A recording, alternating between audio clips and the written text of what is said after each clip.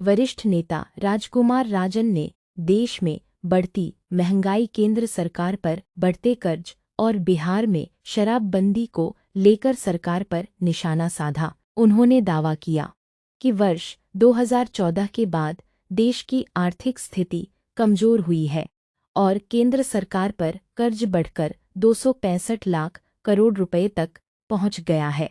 उन्होंने कहा कि रुपए का मूल्य लगातार गिर रहा है, गरीबों पर टैक्स का बोझ बढ़ रहा है और आमदनी कम होने से लोगों की मुश्किलें बढ़ रही हैं। वहीं बिहार में पूर्ण शराबबंदी पर उन्होंने कहा कि बिकता सब जगह है, लेकिन दिखता कहीं नहीं।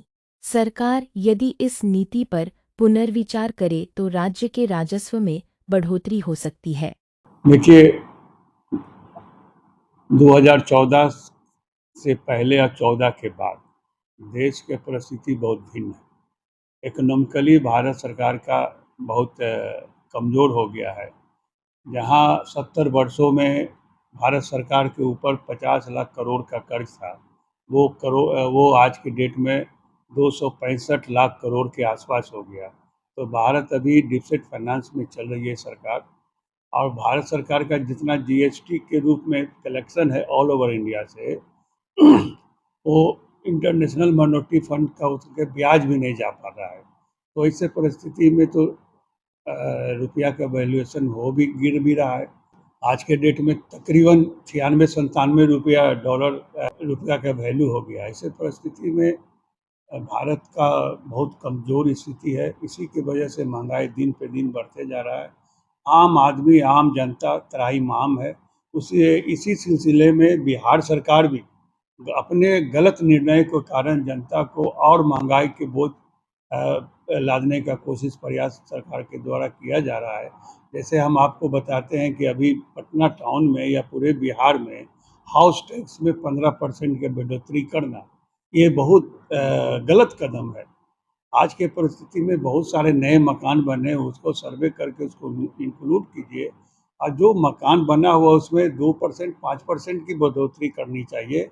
एक ही बार में 15% कर देना एक बहुत ही दुर्भाग्यपूर्ण नीति है सरकार की।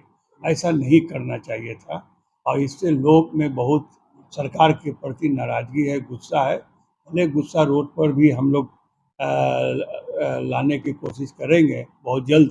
और हम लोग ने सरकार हाई कोर्ट में इस निर्णय के खिलाफ अपील भी किया है। बहुत जल्दी हाई कोर्ट इस पर संज्ञान लेगी, इस पर बहस आने वाले दिनों में निश्चित तौर पे देखिए, जिस तरह से भारत का पॉपुलेशन बढ़ता जा रहा है और उस हिसाब से नौकरी नहीं है, तो दिन पे दिन बेरोजगारी भी बढ़ रही है। अब बेरोजगारी बढ़ रही है, कोई काम नहीं है, तो ऐसे परिस्थिति में महंगाई भी बढ़ते जा रहा है। तो लोग करेगा तो क्या करे। तो आप आज तेल के भाव देखिए, मसाला के भाव देखिए, चावल दाल का भाव देखिए। और सरकार उसके बावजूद भी हाउस टैक्स बढ़ाने की बात कर रही है। अब तो ये और हद हो गया कि सम्राट चौधरी बिहार स्टेट का जो रोड है उस पर गाड़ी चलाने पे किलोमीटर पे टैक्स लेने की बात कर रहे हैं।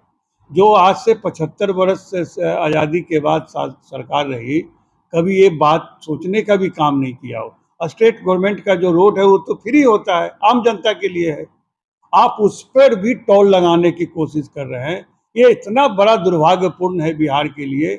इसके बारे में चर्चा करना भी हम लोग को लगता है कि गलीमत महसूस हो रहा है। और सरकार को अविलंब, आपके माध्यम से हम कहना चाहते हैं, सरकार को इस निर्णय को अविलंब वापस लेना चाहिए।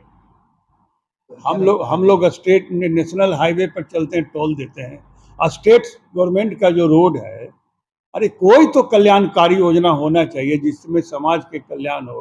अब उस पर गरीब के भी बच्चा मोटरसाइकिल से, गाड़ी से चलता है। अब कोई का बीमारी है, हॉस्पिटल जाना है, उस पर भी टोल होगा। अब मेरीन ड्राइव जो बना दिए, अभी तक 4 बरस से फ्री था, अब इस पर भी टोल लगेगा। यानी सरकार हर परिस्थिति में सरकार को सिर्फ और सिर्फ पैसा का दोहन करने का काम कर रही है, सिर्फ जनता पे थोप रही है।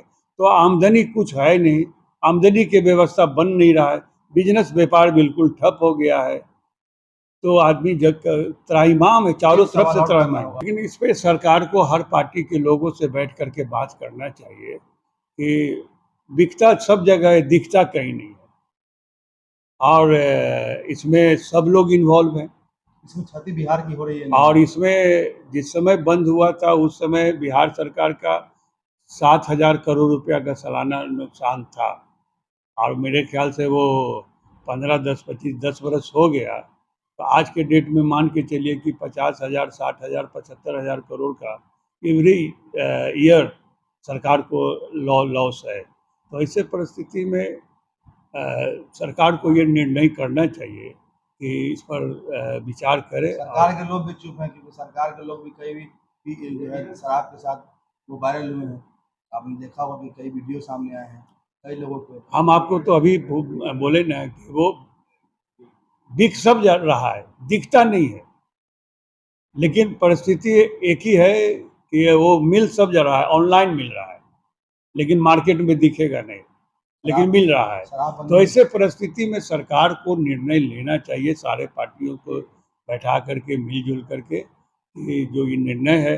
अब आपके यहाँ नहीं मिल रहा है, बगल में नेपाल बॉर्डर है वहाँ मिल रहा है, बगल में उत्तर प्रदेश है वहाँ मिल रहा है, बगल में झारखंड है वहाँ मिल रहा है, बगल में वेस्ट बंगाल है वहाँ मिल रहा है। तो वो परिसीमन है क्या?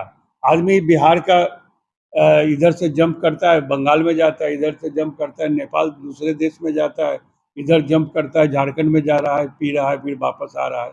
तो इस पे निर्णय करने की आवश्यकता है। बिहार के जितने भी जो राजस्व हैं, रुपए हैं, जो यहाँ के लोग अब कहीं और भी और राज्यों में जाकर खर्च कर रहे हैं, नुकसान तो हो ही रहा है बिहार को। निश्चित तौर पे इसके वजह से बहुत बड़े बड़े जो कॉर्पोरेट घराने का ऑफिस है वो मीटिंग बनारस में करते हैं या रांची में कर रहे हैं। बहुत से अरे शादी ब्याह भी हम लोग देखते हैं, तो सब अपना अपना शादी ब्याह को यहाँ से टर्न अप करके बनारस की तरफ, रांची की तरफ, हजारीबाग की तरफ या बंगाल की ओर जा रहे हैं। तो ये सरकार का इसमें लॉस तो है ही, इनको पुनर्विचार करना चाहिए।